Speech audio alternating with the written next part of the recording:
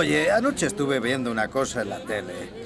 Salía un tío, uno de esos vegetarianos, ¿sabes? Esos tarados que no comen carne. Contaba no sé qué rollo sobre lo malo que es matar animales para alimentarse. Por lo que a mí respecta, me parece perfecto matar, siempre que haya un buen motivo. Y este estupendo filete es un buen motivo. ¿Y tú qué opinas, Vito?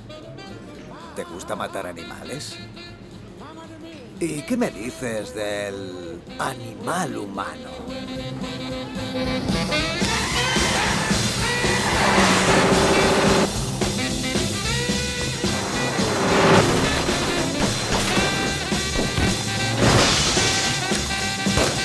¡No, no, por favor! ¡Tengo mujer y un hijo! Haberlo pensado antes.